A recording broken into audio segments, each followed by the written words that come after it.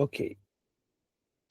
Salve, meu povo! Hoje, no nosso canal Entre a Cruz e a História, eu quero, enfim, quero felicitar a todos nós, porque eu convidei o padre Márcio André para conversar conosco. Eu acho que é muito oportuno ter a presença do padre Márcio André, primeiro porque ele participou do livro que conta a história da Diocese de Campos, a Diocese de Campos, que é o meu objeto de pesquisa no meu mestrado, na minha graduação, no meu mestrado, nos meus 2 doutorados. Conhecer o padre Rosário, conhecer os padres conciliares de Campos, enfim. Então, o padre Márcio André era uma figura imprescindível para eu conversar aqui, enfim, para que todos nós conhecêssemos. Ele não vai se lembrar, não, mas eu o conheci em janeiro, agora está fazendo 29 anos que eu o conheci. Ele veio a Itaperuna em janeiro de 1996, ele não vai se lembrar disso, e ele fez uma homilia sobre o Aristóteles e Onassis, falando da saúde do Aristóteles e Onassis e o dinheiro que não podia comprar tudo. Ele não vai se lembrar disso? Padre, muito obrigado. Foi do filho de Aristóteles Onassis, aquele grande milionário grego, que se ajoelhou aos pés de um médico para que este salvasse o seu filho. E o médico falou, olha, e o Aristóteles ofereceu toda a sua fortuna. E o médico disse, o dinheiro do Senhor eu gostaria de ter, mas não se trata de dinheiro, se trata que a medicina não tem como resolver. E aí Aristóteles Onassis diz, nem todo homem rico é feliz, mas todo homem feliz é muito rico. Eu lembro, sim, desse momento. Aliás, eu sou memorialista, né? Eu sou memorialista. Ô, Vinícius, para mim é uma alegria estar participando desse bate-papo com um amigo. Quero felicitá-lo pelo seu trabalho. A história, ela é mestra da vida e é importante que conheçamos a nossa história. A história da Diocese de Campos é muito dinâmica, é uma história que precisa ser conhecida. Agora, precisa ser conhecida dentro daquilo que é fundamental na historiografia, que é a contextualidade. Eu não tenho como compreender a história de maneira descontextualizada. Então, os grandes nomes, grandes personagens de toda a trajetória desses últimos 100 anos, eles têm de ser vistos dentro de uma dimensão contextual. O livro dos 100 anos da Diocese foi feito dentro dessa regra. Inclusive, o livro não foi escrito por mim sozinho, foi escrito a várias mãos. Eu fui o coordenador da equipe, junto com o meu irmão, o Padre Fabiano, mas é um livro escrito a muitas mãos. E, é claro, cada personagem histórico tem o seu papel dentro da contextualidade. Ok, padre. Então, tá vendo, tá, assim, como é que é? Minha memória tá boa, né? 29 anos atrás, tá uma história.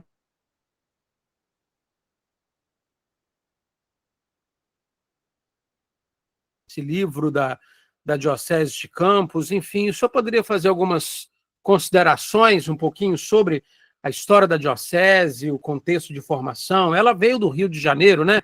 Ela foi desmembrada de Niterói, não é isso? Em 1922. Na verdade, Campos teve um bispo residente antes de ser diocese. No início do século XX, por conta de uma questão bélico-política, o bispo de Niterói ele veio para Campos, ele foi acolhido em Campos. Então, já antes de sermos diocese, tivemos um bispo residente. Em 1922, o Papa Pio XI criou 2 dioceses.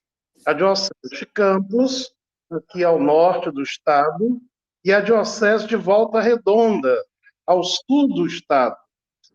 A nossa diocese ela foi desmembrada do território da Arquidiocese de Niterói.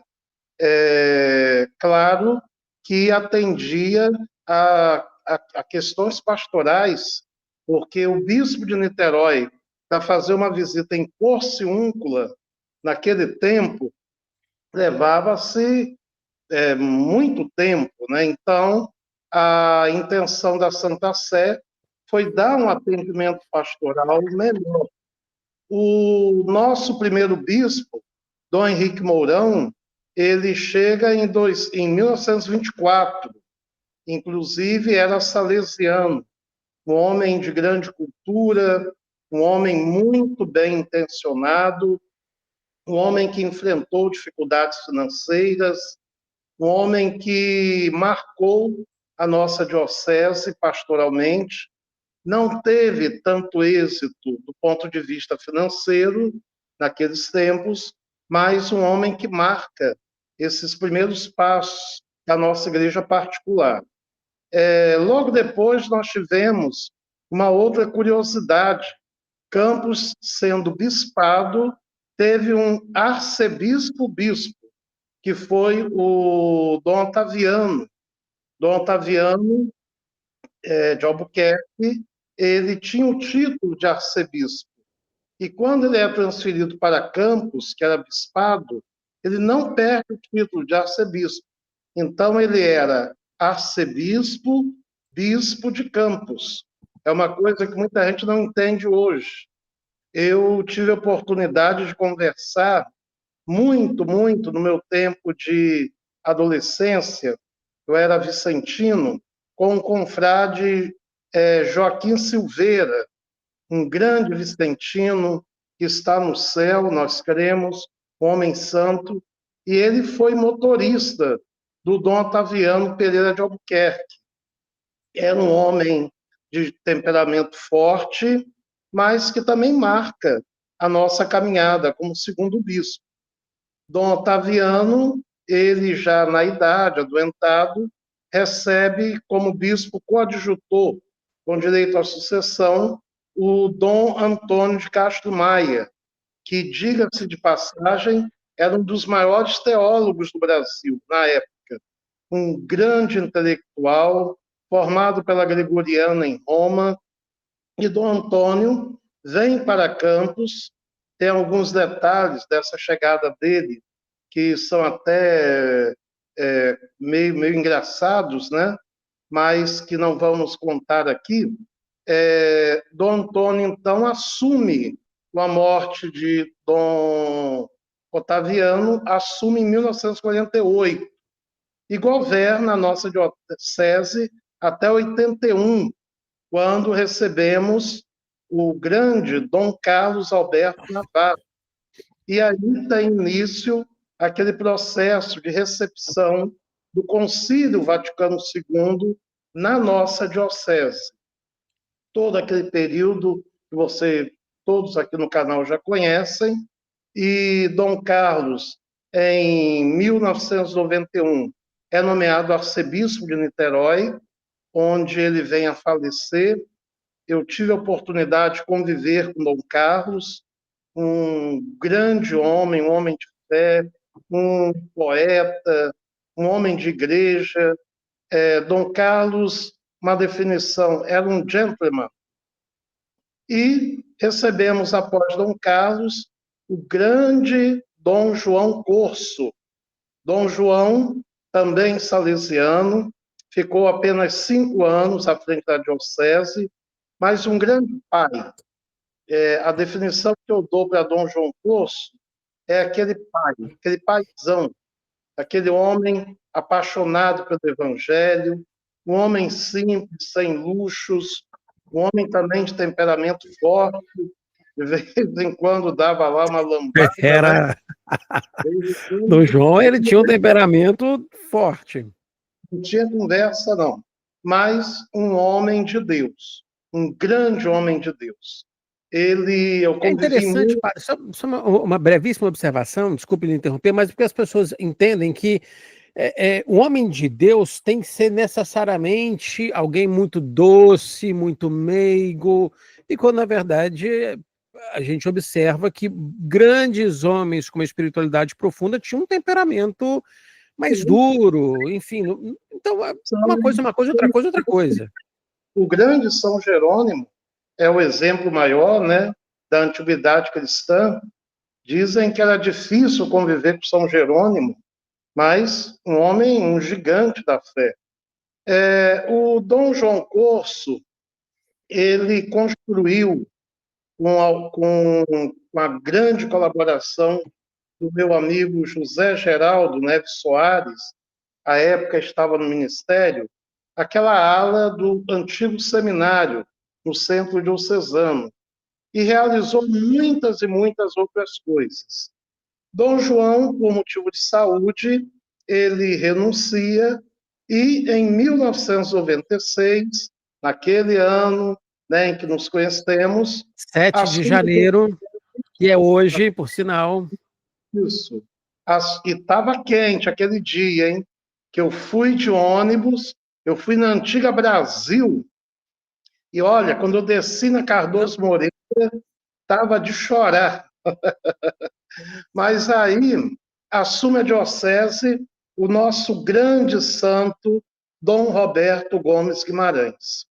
Um dos grandes santos, talvez um homem que um dia, na minha opinião, vai ser levado à honra dos altares.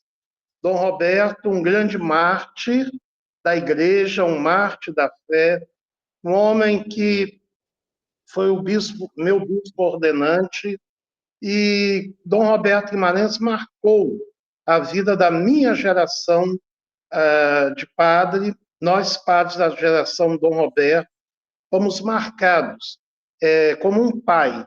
O respeito ao Dom Roberto Guimarães é o respeito dado a um pai. E hoje ele está num quadro de saúde bastante debilitado. Eu tive a oportunidade de visitá-lo há alguns dias. Ele que fez aniversário natalício, 89 anos, e também fez aniversário de bispo, 29 anos. Hoje, 7 de janeiro de 1996, ele foi ordenado bispo na Catedral de Campos. Eu não estava presente, mas enfim, eu estava. Estava lá e tive a oportunidade de cantar no coral. Era seminarista. E o nosso irmão padre, à época seminarista também, o padre José Augusto Pedrosa, que está na Arquidiocese do Rio, Cônego. José Augusto Pedrosa, que eu indico a você para uma conversa, que é alguém que compreende bem toda a dinâmica da nossa diocese. Dom Roberto, ele governa a diocese até 2011, quando é substituído pelo nosso atual bispo, que é o Dom Roberto Francisco Ferreira Paz, que é um homem dinâmico, um homem de igreja, um homem aberto ao diálogo e um homem que está fazendo com que a nossa diocese caminhe dentro desse espírito de unidade ao Santo Padre, de unidade com a Conferência Episcopal, de unidade com o Regional Leste 1, uma igreja que não olha apenas para dentro, mas uma igreja que também olha para fora, dextra, capaz de dialogar com as realidades que o mundo de hoje nos impõe. Dom Roberto é um homem muito, muito, muito alinhado ao pensamento do Papa Francisco, né, da Igreja em Saída, muito alinhado com o pensamento da CNBB, o pensamento, né, desse movimento mesmo, de uma igreja em saída, enfim, dessa pastoralidade mesmo, né, Dom Roberto Francisco Ferreira Paz, bastante alinhado. Deixo isso bastante claro. Ô padre Márcio, mas assim, a Diocese de Campos tem algumas especificidades, né, que é essa questão do tradicionalismo, né, que, enfim, que eu já falei isso diversas vezes, enfim. Mas uma coisa que eu gostaria de conversar com o senhor hoje é aí que seria bom também, com o padre José Augusto, né?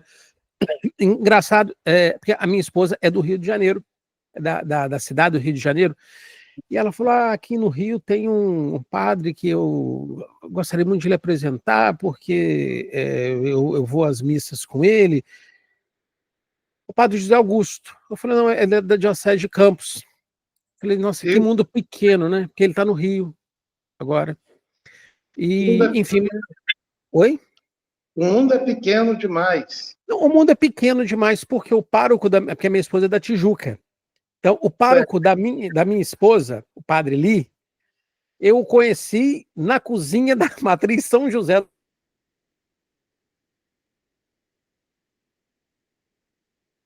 do Havaí, em Itaperuna, que ele é em Itaperuna, numa sexta-feira, na cozinha da Matriz São José do Havaí. O mundo é muito pequeno, muito pequeno. Meu caro Vinícius, eu encontrei um colega padre em 2013, em Jericó, na Terra Santa, padre Vanderlei, redentorista. Eu estava peregrinando, estávamos em Jericó, lá no meio do deserto da Judéia, quando veio um grupo de brasileiras, umas senhoras, e eu percebi que eram brasileiras, perguntei, olha, são do Brasil?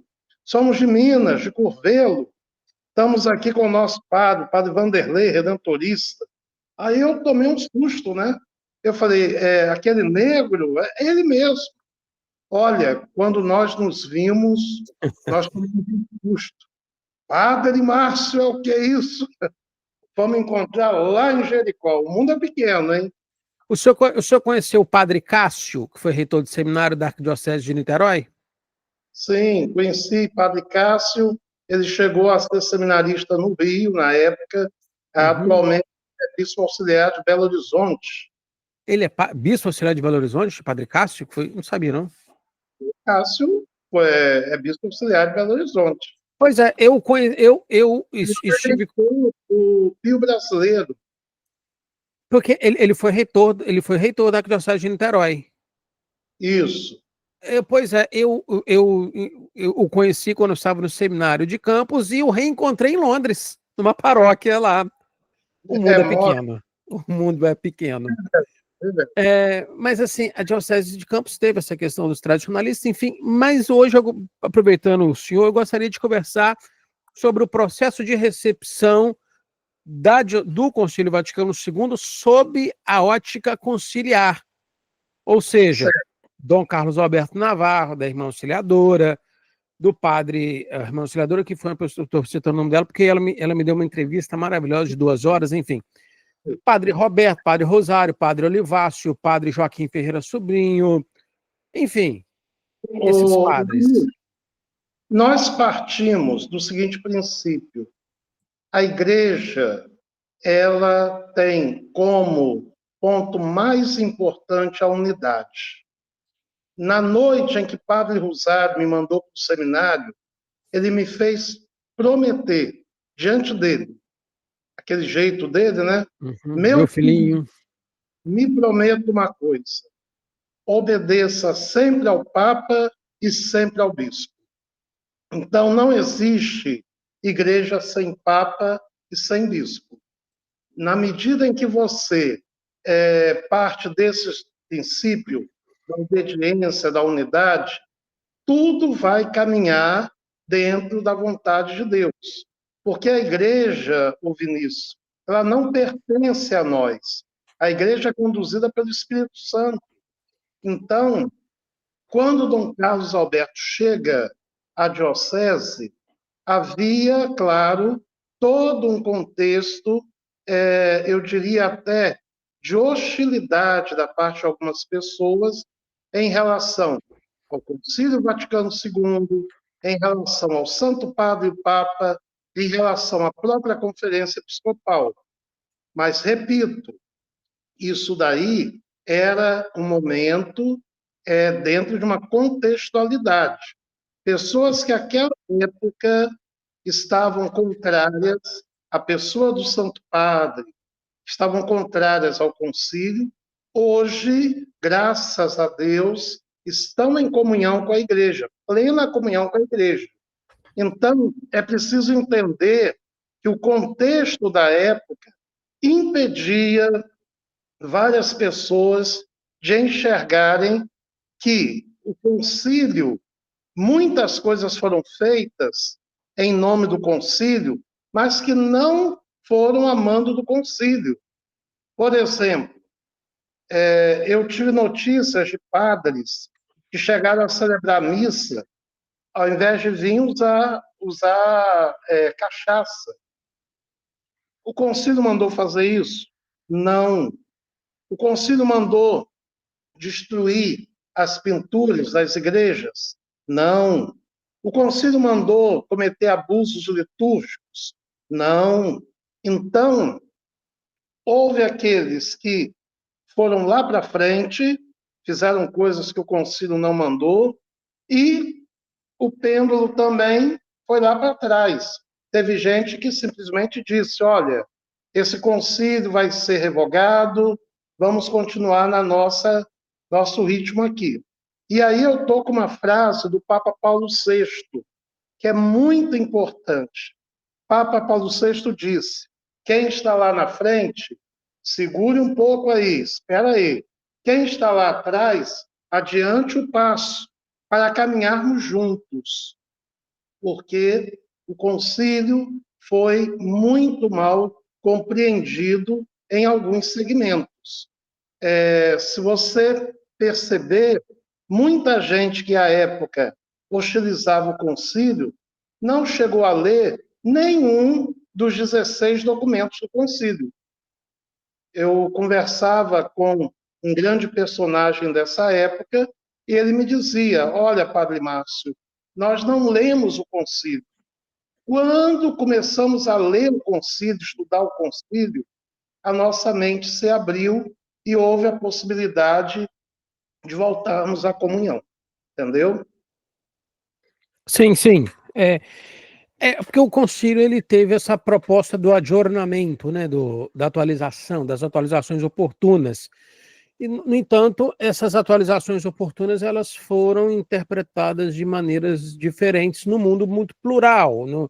Na América Latina, por exemplo, assim, é muito difícil para o catolicismo romano, padre também, com sede, né, sede em Roma, abarcar a América Latina, a crise existencialista dos europeus, o processo de descolonização, decolonialidade na África, a terra de missão na Ásia, uma Europa secularizada, enfim, a teologia, diferentes teologias dos Estados Unidos. Então, o concílio teve essa marca, essa interpretação muito à luz da realidade local. E aí isso acabou escandalizando alguns grupos, que foi o que aconteceu em Campos também.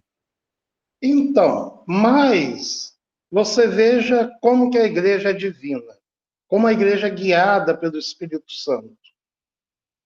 Hoje nós temos a alegria da administração apostólica. Eu estava agora no fim de ano celebrando juntamente com dezenas de padres os 50 anos de sacerdócio do nosso querido Dom Fernando Ares Rifan. Estive com vários sacerdotes que, à época, estavam dentro desse processo de conflito. Mas a igreja é guiada pelo Espírito Santo. E, no momento em que a gente ouve a autoridade da igreja, no momento em que abrimos o coração para ouvir a pessoa do Santo Padre Papa, e aí, já de imediato, eu quero refutar essa mentalidade sede vacantista. De jeito nenhum, o Santo Padre, o Papa, é o legítimo sucessor de Pedro. Eu parto desse princípio. Não temos como pensar que a promessa de Nosso Senhor teria falhado há uns 60 anos. Então, no momento em que você tem a docilidade para ouvir a palavra do Santo Padre, ler os documentos e, o principal, ter o espírito de obediência, porque uma das coisas, ô Vinícius, que o demônio usa para destruir a igreja é o espírito do orgulho, da soberba. Então, nós temos que ter o espírito de obediência, que passa pela lição de humildade que a minha geração recebeu de Dom Roberto Gomes Guimarães. Então, é preciso ser humilde. E é preciso que tenhamos esse olhar de igreja e não um olhar particularizado. Eu vou falar uma frase para você para responder aquele questionamento seu. Vinícius, a igreja é uma unidade na pluralidade. Eu faço questão de repetir essa frase. A igreja é uma unidade na pluralidade. Na igreja tem lugar para a administração apostólica e tem lugar para a canção nova. Na igreja tem lugar para um padre carismático lá, e tem lugar também para um colega que não seja tão carismático assim. Na igreja, a igreja é uma unidade dentro de uma pluralidade. O problema é quando nós queremos transformar a igreja numa unidade dentro de uma uniformidade. E o Espírito Santo sopra onde quer, do jeito que ele quer. O Espírito Santo não prega a uniformidade. Então, eu acho que esse ponto é muito importante.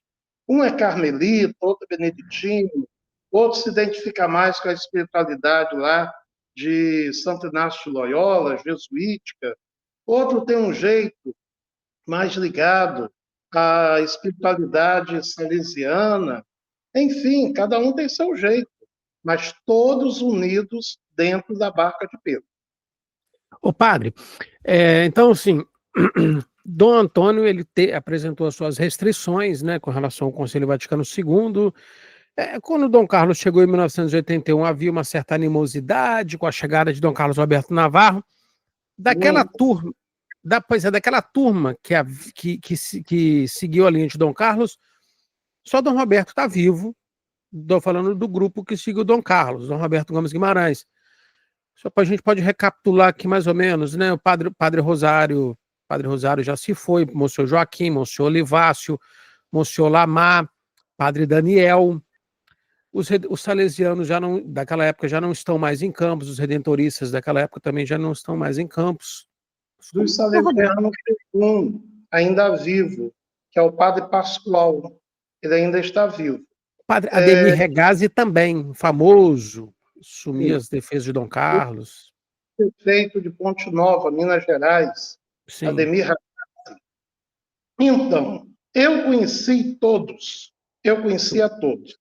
E vou dizer uma coisa para você, Vinícius. Foi uma época de muito sofrimento. Muito sofrimento. Então, você via o Padre Rosário, e eu vi Padre Rosário chorando. Padre Rosário, para mim, era aquele homem forte, aquele homem gigantesco, aquele homem, né, a quem a gente seguia com muita coragem, muita alegria, muita confiança. E eu era a coroinha dele. E aí você via aquele homem chorando. Por vezes, meu filhinho, a igreja está num momento de grande sofrimento. Nós não podemos nos desviar da obediência. O Papa e o Bispo, Dom Carlos Alberto, Vinícius, tinha um excelente relacionamento com o Padre Rosário. Eu vi várias vezes Dom Carlos visitando o Padre Rosário, praticamente uma direção espiritual.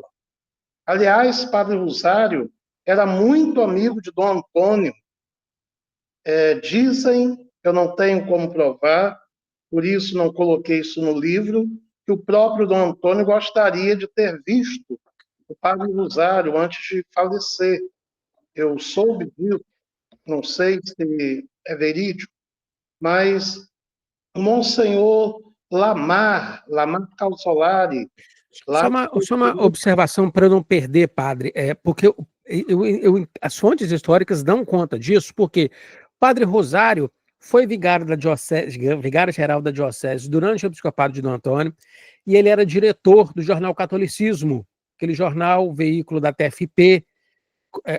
O fundador foi Dom Antônio de Castro Maia, mas o doutor Plínio Correia de Oliveira, que era o editor-chefe, mas o diretor, que consta lá, você pode entrar no site Catolicismo, Jornal Catolicismo, durante muitos anos, diretor do jornal, enfim, Padre Antônio Ribeiro do Rosário. Então, Padre Rosário, de maneira comprovada, e ele merece um resgate histórico.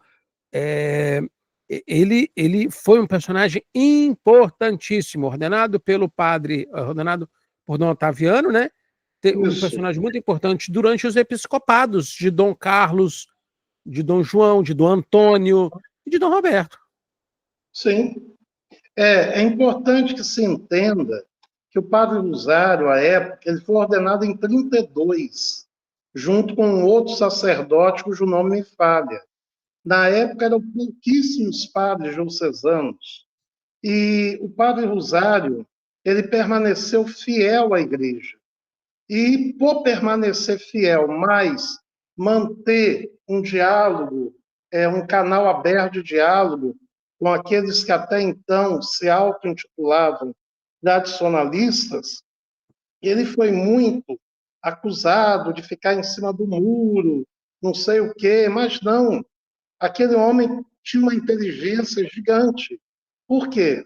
É preciso manter os antigos canais abertos para que o diálogo possa acontecer. E a igreja e o próprio cristianismo, o que é? Diálogo. Temos que dialogar. O Padre Rosário era, de fato, muito amigo de Dom Antônio. A primeira vez que eu vi Dom Antônio de perto, Vinícius, éramos praticamente crianças, estávamos no pátio da igreja, a catequese, e, de repente, chegou um carro preto e desce o bispo, Dom Antônio de Castro Maia, um outro clérigo e o motorista. Aí as irmãs de Santa Teresinha, na época, né? A irmã falou assim, aquele é o senhor bispo. Aí ele passou pela gente, tomamos uma bênção, e ele estava indo dar uma triste notícia ao Padre Rosário do falecimento do Monsenhor Ludovico Bozano. Não sei se você tem lembrança desse nome. Não, Ludovico Rossano. Bozano. Ele era onde hoje é o Santuário de Adoração, a Igreja do Rosário do Centro.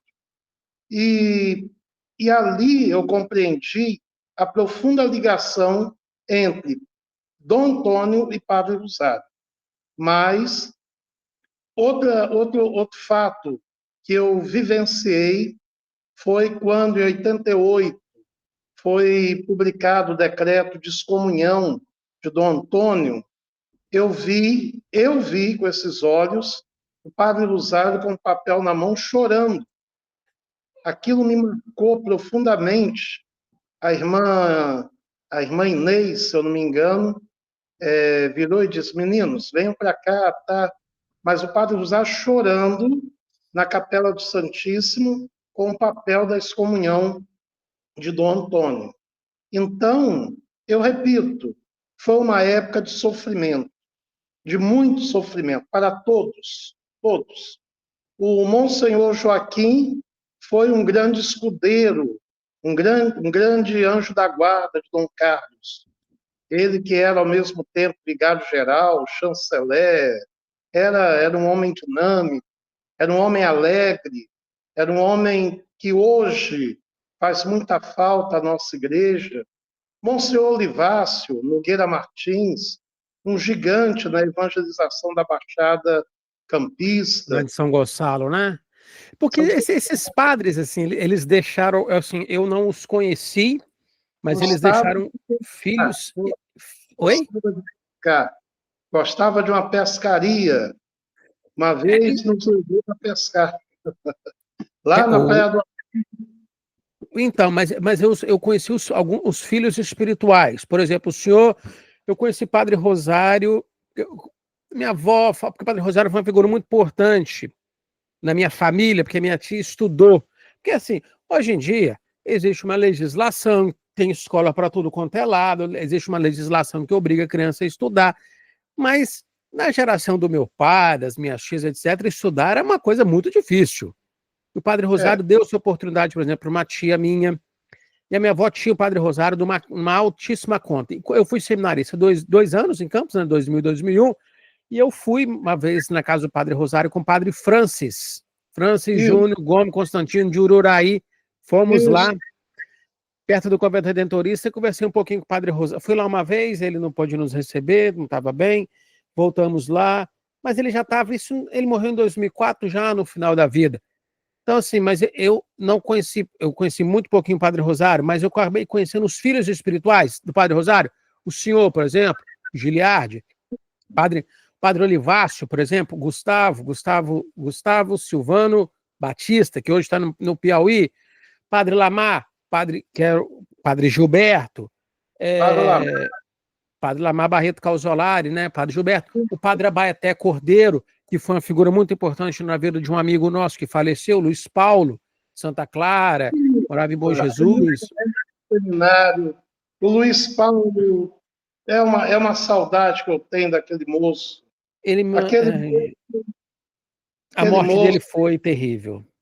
muito triste, muito triste. Ele me mandou uma mensagem dizendo assim, 15 dias antes, amigo, estou entrando no hospital, pouco tempo por conta de um acidente É, doméstico, e foi para, e tava, enfim, 15 dias depois o Paulo estava morto, e aquilo foi terrível, terrível, terrível, terrível. Meu colega de trabalho no estado, na faculdade que eu trabalhava, enfim, mas ele, eu não, então, Padre Cordeiro, eu lembro de Padre Cordeiro de uma memória vaga, nas ordenações, morreu em janeiro de 97, numa enchente aqui em Itaperuna. o Então, assim, corpo aí de barco. saiu de barco do Hospital São José da Havaí. Mas, assim, então eu lembro, assim, eu lembro muito vagamente dessas pessoas, de maneira distante, mas convivi muito de perto com os filhos espirituais desses homens, do Uhum. legado desses homens. Então, eu conheci a questão do que aconteceu na diocese, da crise diocesana, numa perspectiva conciliar, nos meus primeiros anos, né? Mas, assim, nunca falei dos padres conciliares da diocese, sempre falando na perspectiva tradicionalista. Por isso que eu acho importante conversar com o senhor hoje, para relembrar essa perspectiva também na perspectiva conciliar desses padres, porque foram 10 padres ao Então, todo. Padre Abaeté Cordeiro foi reitor do seminário lá em Varriçai. E Padre Abaeté, ele rompe com Dom Antônio no momento em que ele sente que a coisa estava indo para um lado que ele não achava correto. Outra figura da época, que você não citou aí, foi o Cônego Otto Muting, uma grande figura, ambos muito ligados a Dom Carlos. Eu lembro de Cônego reuniões Otto de Santa Clara, lá junto com o Padre Abaeté. Otto Muting. Porque também Não, tem um Otto Deodato também. tem o Otto Aldato Souza também, que não podemos esquecer dele. Aliás, é o Monsenhor Otto, Otto Deodato de Souza, também, que está sepultado junto com o Monsenhor Ludovico Bozano, na mesma sepultura lá no cemitério do Caju, na Irmandade do Rosário. Observação, Padre Márcio André, porque o senhor está falando Bozano, porque eu estou um pouquinho na dúvida, que é o seguinte, que eu já li Bozano e já li Rossano. Aí eu não sei se é Ludovico Bozano ou Rossano. Eu já li os dois. Escrito Bozano lá. Eu não sei, eu Não, estou falando, eu estou expondo essa dúvida porque eu já li também Bozano e Rossano. Eu falei, gente, só estou expondo essa dúvida que eu não sei. mas é Enfim, Ludovico. É o mesmo Ludovico, Ludovico. com certeza. Então, são homens que, naquele momento de sofrimento, de dificuldade, tiveram a coragem de dizer ao bispo, bispo, ao legítimo pastor da diocese: nós estamos com o Senhor. O Mesmo então, tendo sido formados por Dom Antônio e que estavam longe de ser homens progressistas, né, Padre Márcio André? Assim, ó, importante dizer isso, assim. o nosso querido, então, Padre Roberto Gomes Guimarães, ele, quando o Papa vem ao Brasil em 80 e celebra a liturgia do concílio, da reforma litúrgica, ele disse: olha, o Papa está celebrando, eu vou celebrar a missa que o Papa celebra. E isso desagradou meio mundo, né? Então, Ele são conta de homens. uma viagem, ele conta de uma viagem que teve em 78, porque já havia alguns padres que estavam começando da diocese, porque havia, né, a diocese tinha 50 padres, ficou dividido meio a meio, mas eu estou falando assim, de 10 padres diocesanos, né? Mas havia os redentoristas, os salesianos, que tinham muitos problemas com o Dom Antônio, mas Isso, a Dom Roberto Guimarães conta que em 78 teve uma visita da imagem peregrina de Nossa Senhora de Fátima e que a São José da isso, Bahia foi deixada de fora, porque Dom Antônio saiu de Campos, foi para Bom Jesus, depois foi ele Varriçai, Natividade, Laje, Miracema, Itaperuna ficou de fora, porque Itaperuna tinha o padre Lamar, na São Benedito, o padre Roberto na São José da Bahia, o padre Geraldo, não, o padre Geraldo chegou em 80, nessa época ainda não. Mas assim, mas já era paróquia, já não sei por quem era atendido nessa época. Mas Itaperuna ficou de fora. As paróquias que isso. aderiram novos ordens ficaram de fora. É um contexto. Aí que está.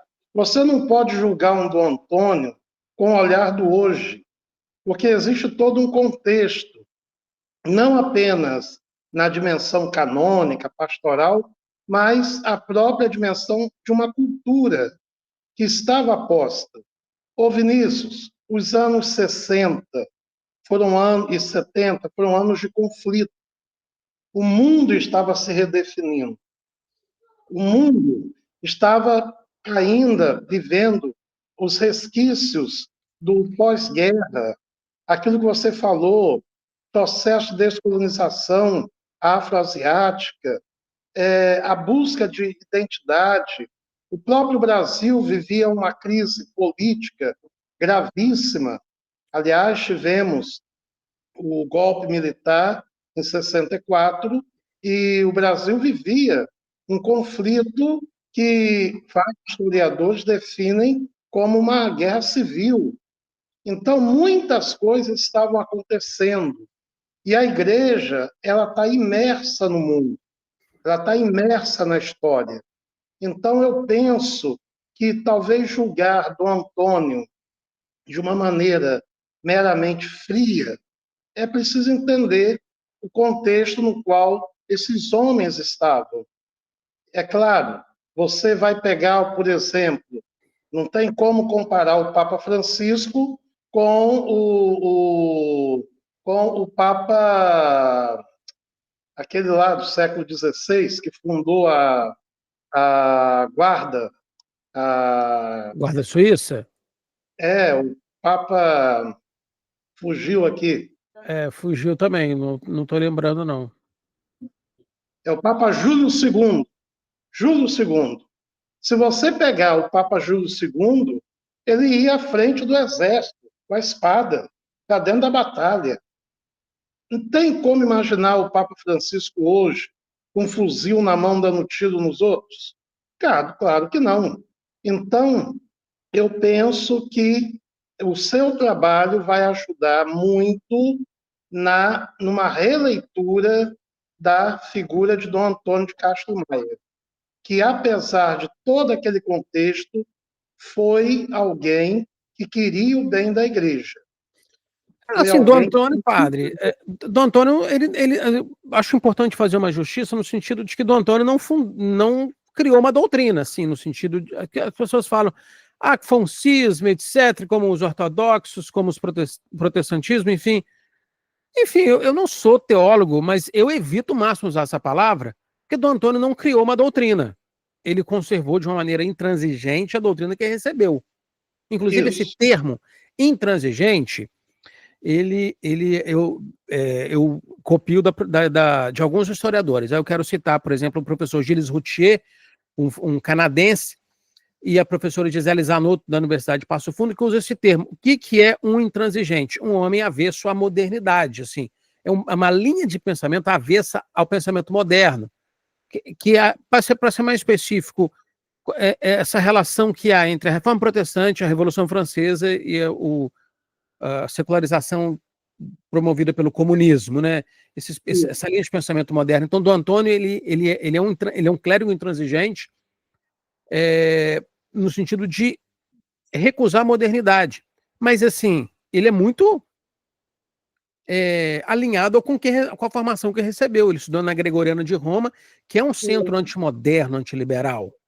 Você me perguntar, Vinícius, uma opinião pessoal, veja, é uma opinião pessoal minha. Eu acho que o grande erro de Dom Antônio foi ter ido à Econe, em 88. O grande erro foi aqui, porque ir à Econe levou a Santa Sé a publicar o decreto de excomunhão. Ir à Econe, eu acho que foi um passo que ele não poderia ter dado. Mas é uma opinião pessoal minha, e a gente pensa que, no fundo, aquele homem era um homem de Deus, queria o bem da igreja. Eu fui ao sepultamento de Dom Antônio de Castro Maia, e no momento que o corpo estava descendo a sepultura, o meu amigo, padre José Augusto, aquele, né? José Aham. Augusto, músico, né? Entoou um canto, que foi logo, né? Todo mundo cantou. Santa Igreja Romana Católica, una excelsa divina imortal. E aquilo emocionou a todos. Então, Os seus eu braços maternos morrer. eu penso que o passo errado que ele talvez tenha dado, no calor do momento, foi ter ido à Econe. Mas isso é história, né? Isso é história. Pois é, padre, assim, eu escrevi um livro que vai ser publicado agora, em março, entre março e abril. O livro vai dar aproximadamente 820 páginas, sobre o bispo Antônio de Castro Maia, da sua formação em São Paulo, assim, um pouquinho da formação familiar, formação em São Paulo, formação em Roma, o trabalho presbiteral em São Paulo. Enfim, Dom Antônio era um homem conservador. Sim, Ele, né, tanto é que os iguais de Dom Antônio sempre foram homens conservadores. O doutor Plínio, o Dom Geraldo Sigot, o Dom Lefebvre, o próprio clero formado por Dom Antônio, né? sim, Dom Antônio tinha. Todo mundo conheceu assim, os padres formados por Dom Antônio, até aqueles que seguiram Dom Carlos. sim, Todos eles eram homens conservadores. Padre Roberto Guimarães, enfim, muito escrupuloso, né? Muito alinhado com o pensamento conservador. Para Padre Rosário, enfim, todos eles. Mas se alinharam, mas eles se abriram ao concílio. Mas Dom Antônio, aí eu fui vendo assim a relação de Dom Antônio com o doutor Plínio, muito próximo, o doutor Plínio durante muitos anos, o próprio do concílio, sempre nessa perspectiva da conservação, da conservação. Mas eu confesso que eu, como pesquisador, eu tenho uma. Eu nunca vou ter essa resposta, assim. Os últimos momentos de Dom Antônio. Tem tanta história que surgiu daí, padre. Tem tanta história que vai de Dom Antônio sai de vacantista, de Dom Antônio arrependido, de Dom Antônio tanta coisa, sabe? Assim, Dom Antônio intransigente, convicto, etc, etc, etc. Mas por isso que a história é importante, trabalhar com fontes históricas. Porque tem os últimos momentos de Dom Antônio. Tem 1 milhão de é, eu, teorias, padre. eu quero crer, do testemunho que eu vi do Padre Rosário, eu quero crer que Dom Antônio, ele, ele se, ele se viu na necessidade de morrer unido à igreja, porque ele era um homem de igreja. Então, eu não estava lá, mas eu tenho certeza que um homem de igreja, no grau de um Dom Antônio, jamais quereria morrer em uma atitude de ruptura. Pelo contrário, eu penso que nós devemos ter um olhar, e o Papa Francisco nos ensina isso, um olhar de misericórdia. O nosso olhar, muitas vezes, é meramente jurídico, punitivo. Não, pare um pouquinho. Vamos ter as lentes da misericórdia. Grandes homens, no momento em que estão diante do passamento, claro, fazem a sua prece, fazem a sua autocrítica, e um Dom Antônio não quereria morrer rompido com a Santa Igreja. Então, eu penso isso. Eu penso isso. O padre, o senhor conviveu diretamente com um homem que se confunde, cuja história se confunde com a Diocese de Campos, que é o Padre Rosário. O Padre Rosário é de Conceição de Macabu, Cachoeira de Macabu? Padre Rosário nasceu no interior de Conceição de Macabu, que à época não era município. À época pertencia a Macaé. Tecnicamente, Padre Rosário nasceu macaense. E o pai dele, daqui da região aqui de Dores de Macabu, o pai dele era médico sanitarista, doutor Ribeiro do Rosário. O Padre Rosário, ele vem para Campos, menino, ele estuda no liceu, inclusive, quando Dom Henrique Mourão chega, ele estava na escadaria do liceu, formado, cantando para receber o bispo que chegava. Padre Rosário estudou no antigo Seminário Sagrado Coração de Jesus, onde hoje é o Asilo do Carmo, que foi vendido por Dom Henrique Mourão por conta da situação financeira da diocese, e foi concluir os estudos dele no Seminário da Freguesia do Ó, em São Paulo, onde ele conheceu o então padre, talentosíssimo padre, Antônio de Castro Maia. Padre Rosário, ele ordenado, ele foi mandado para Guarulhos, e naquela época, Guarulhos, paróquia Santo Antônio, ia da beira do rio até a divisa com o Espírito Santo. Ele andava a cavalo, era assim, dias, né? Atendendo uma comunidade aqui, outra ali.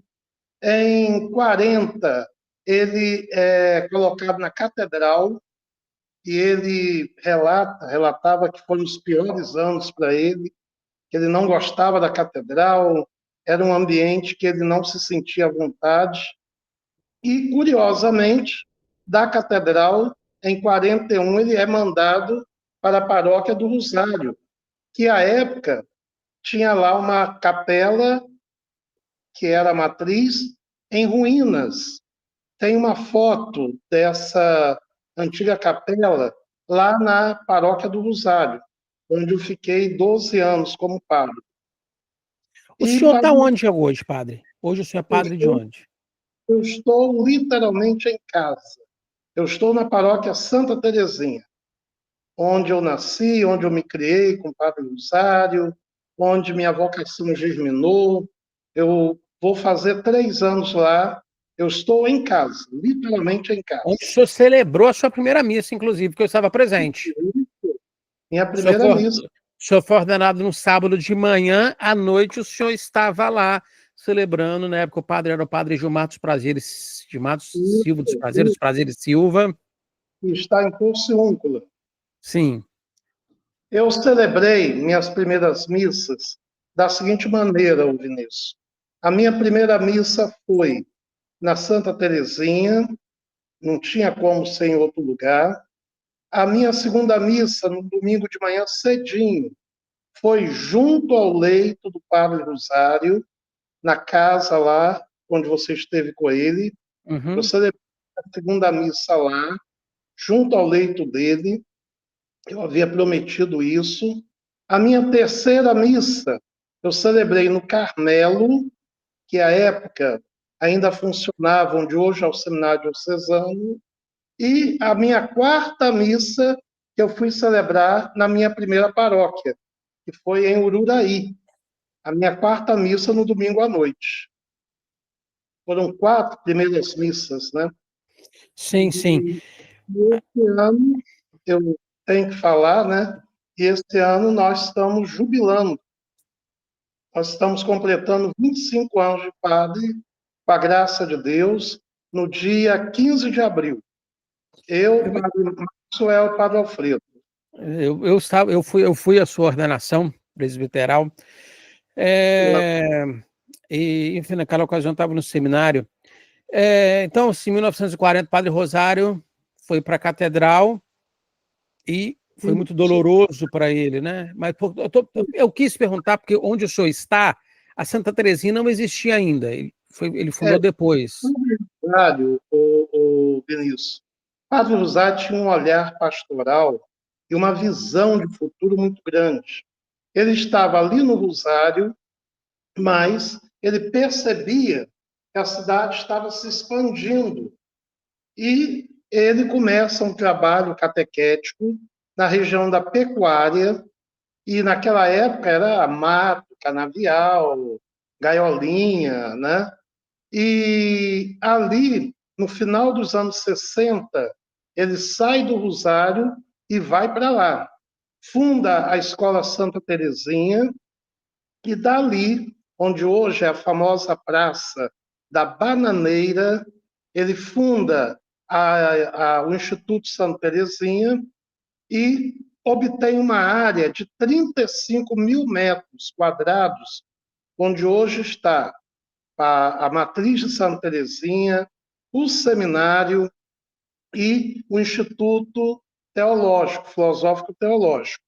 É curioso notar que onde era a Casa das Irmãs, virou Carmelo, com Dom Carlos Alberto, e depois virou seminário, com o Dom Roberto Gomes Guimarães.